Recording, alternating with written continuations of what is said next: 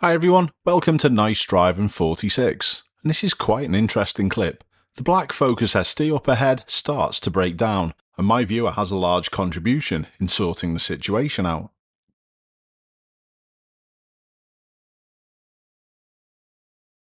Without question, the driver of this Focus should have realised this situation much sooner and started to move left much sooner. My viewer was also way too close.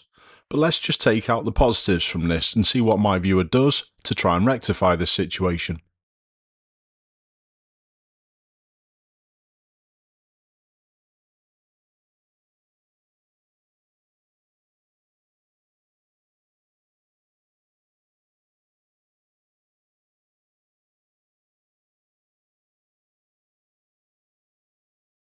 There are also some other drivers that are less than helpful, and particularly the A-Class Mercedes in lane 2.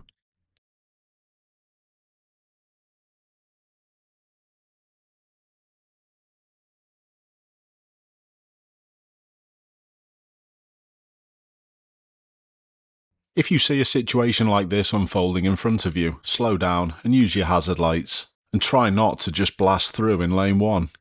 In the end though, my viewer protected this driver of this Focus brilliantly and aided them getting to the hard shoulder safely. Nice job.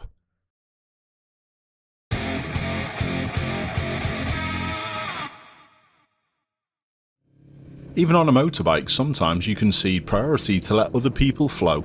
Again, we're going to ignore the poor behaviour of all the people jumping the red light. Let's concentrate on the positives.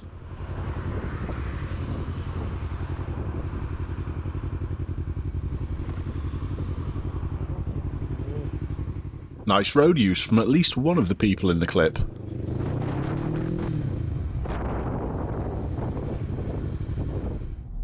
Lee definitely thinks of "Have I been seen?" He was well onto this. Nice job.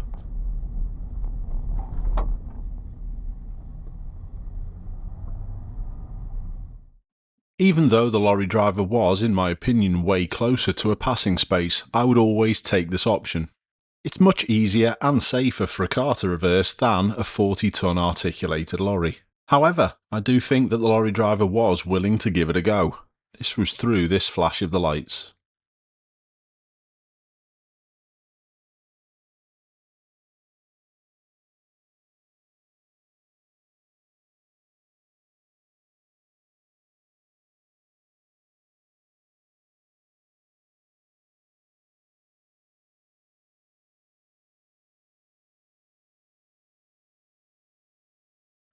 Did the driver of this minibus spot the situation and hold back enough for the lorry to reverse?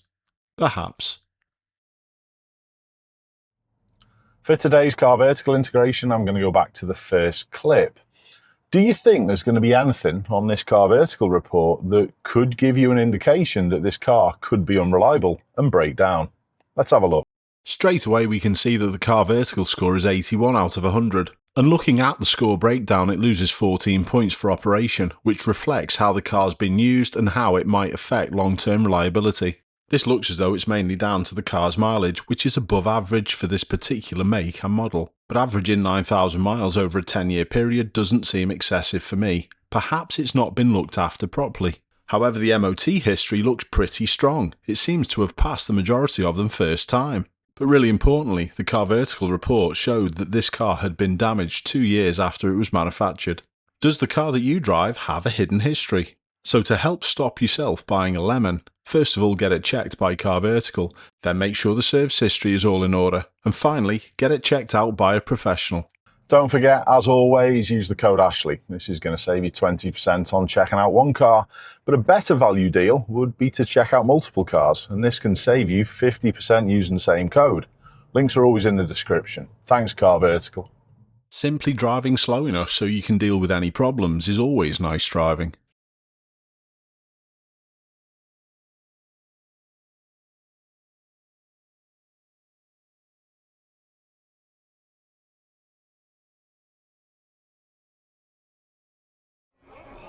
My viewer was a little fast passing this 30 limit sign, however I think they more than made up for it with what they did on the roundabout.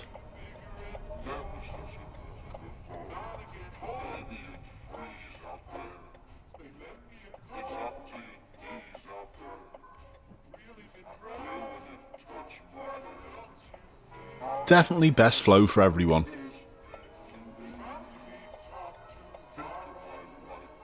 There was also some nice listen to positivity with this clip. Nice job all round. Apart from the speeding, that is. Here's some nice driving from a student on test. Alright, it's not perfectly polished, but it's a pretty good start. This was one of Sabrina's pupils who I recently helped pass Part 3. She's now a fully qualified instructor. She also features quite a bit on my membership for Part 3 training. If you didn't know about it, please check it out. There's usually a driving instructor training video released every Monday. Great job by Sabrina's pupil. You're in good hands.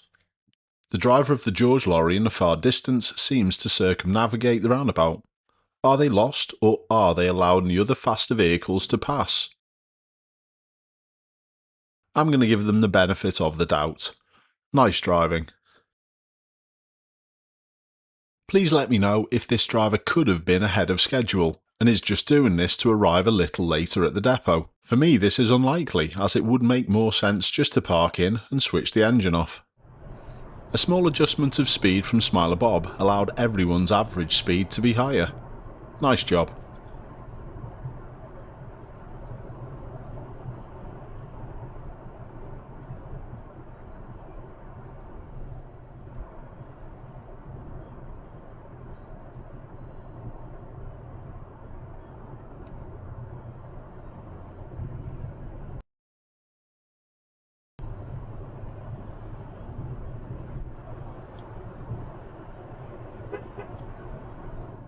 I love situations like these. A classic mistake turned into a non-event. Brilliant.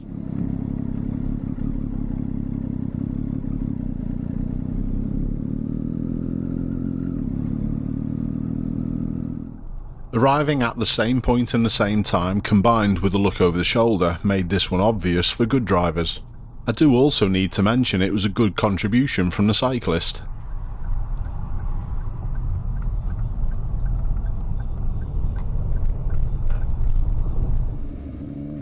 Two good road users meeting at an awkward point. A non-event.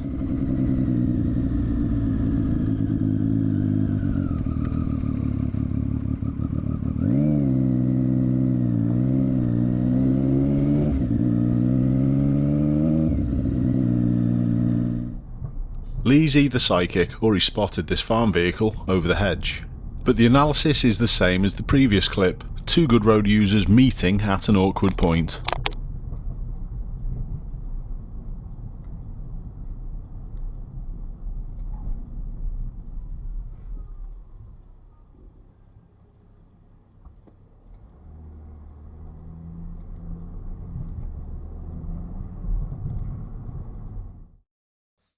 If someone blocks an entrance or a keep clear, give them extra space just in case they have to move.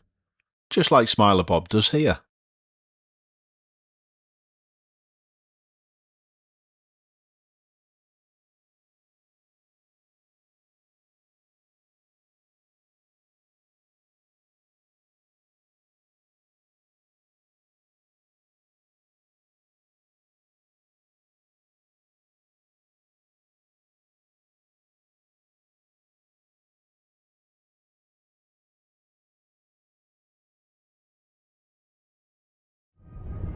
This jogger definitely wasn't spotted before the bend, but my view was still driving at a speed where they could deal with it comfortably.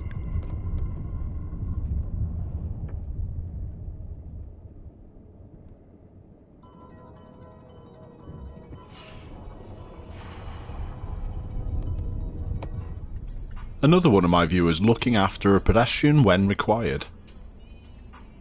Continue on Hudlow Road for 3/4 of a mile.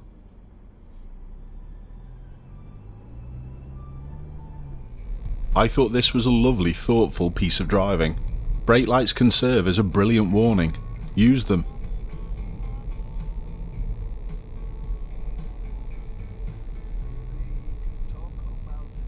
The slow movement also told an important part of this story.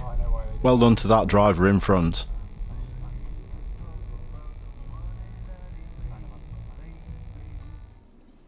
To finish, it only seems right to again concentrate on the good driving and not the poor driving.